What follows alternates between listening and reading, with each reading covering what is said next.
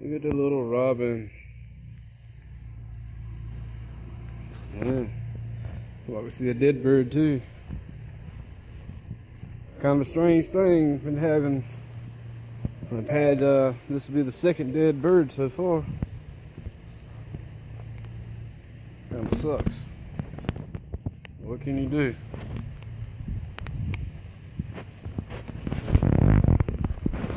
It's 2 dead birds within the last 2 or 3 days now.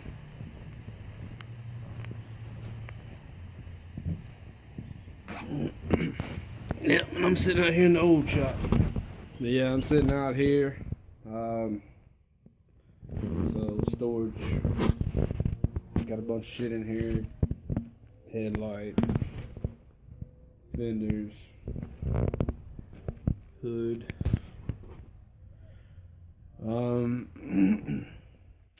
As far as the door situation is going, here's what the story is as of today. I've been waiting now for the last 2 days for information regarding the warranty issue on the garage door, and I've yet to hear back from anyone. However, I did contact the lady yesterday, and no, not yesterday. Today being the second day, and I have yet to hear anything, other than, oh well, I'll contact you when blah blah blah blah blah blah blah looks at it, and then we go from there. Well, that's all fine and good on shit. But anyway, and it's muggy, sticky, rainy. I'm thankful for the rain, but they can keep the rest of the shit. So anyway, here it goes. The first guy who came by here and he looked at it, he said it would be, to basically half-ass fix it, would be about $300.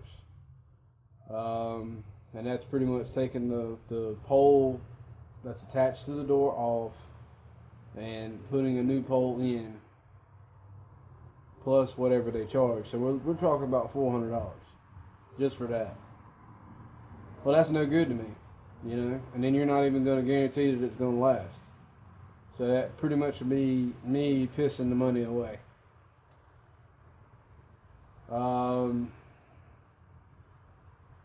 Second option was waiting on the warranty. If the warranty was to go through and I would be able to get a new door or whatever, then so be it. I don't know what I'd be paying for it, but who knows?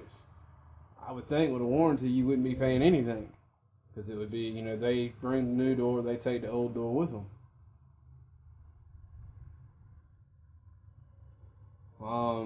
Or better yet, if they let me have the old door, it'll be some scrap metal. But I don't foresee that happening with them. Matter of fact, I really don't foresee the whole warranty issue working at all. I'm going to give it till 12 o'clock tomorrow.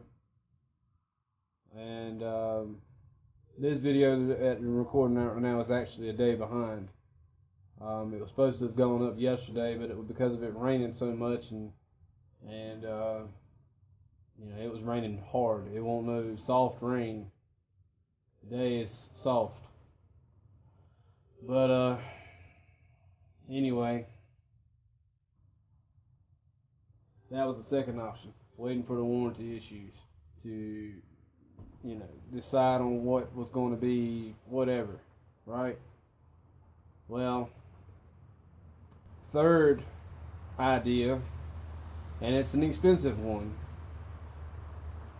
and if I'm going to pay for it, I might as well get something I'm going to like. The guy who actually called was the first guy who actually came out here. The second guy that called told me flat out that the door is pretty much garbage. It's sold with the building cheap. That way, it would be an inexpensive door. You know, because you're basically paying full cost for more or less the building itself and not the door, even though the door is $400. That's brand new, you know.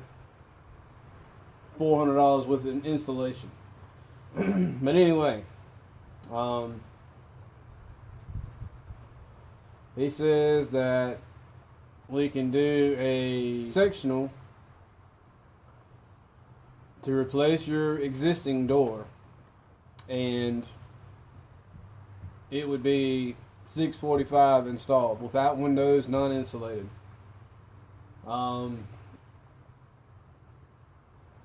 Or basically $745 for a non-insulated door with windows. So I'm assuming that $845 or $1,000 would get you an insulated door. Well, I'm not too awfully worried about insulating the building right now. It's really not, you know, designed to be a, well, I mean, you know, yes, it does get cold in the winter.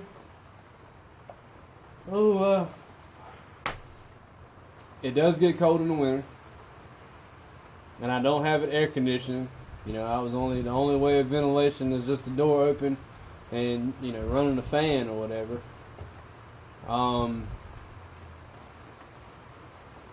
So let's say I get the $745 door. It would take me about 8 weeks to make the money back up,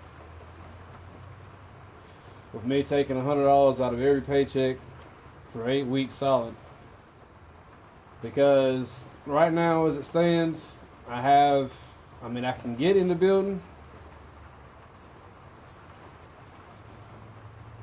and I can get out of the building. The issue is getting the door up and down. I did even think about trying to fix the door myself, but you know what? Those torsion springs aren't no joke. They're just like regular coil springs in a car. If you go to fucking around with one of them and it actually pops, and it did pop that one particular, you know, that night that everything fell apart. And I'll, you know, add some pictures in this video or whatever, and show just how bad it really is. I guess we call this part 3. And whatever part 4 will be whenever the actual, you know, door is fixed or replaced or whatever. More than likely it's leaning to being replaced rather than fixed. But if I'm going to do it, I'm going to buy the $745 door with the windows, because I don't have any windows. I don't have no light at all other than the lights in the ceiling shining in. And you know, it would be nice to be able to pull the door down and still be able to look out, you know. And yeah, I probably would end up tinting the windows so that way nobody could really see in, however you could see out. And yeah, it would cut down on the light. However, I could also do mirror tint. And mirror tint pretty much reflects the light, but yet still allows a pretty good amount in.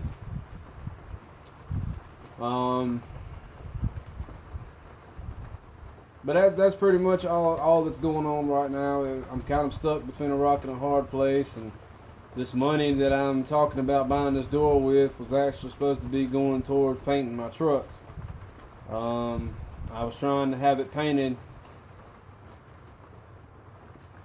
because I've been nickel and diming pretty much to now get that money saved up anyway. I've been trying to buy this and buy that and buy this and buy that.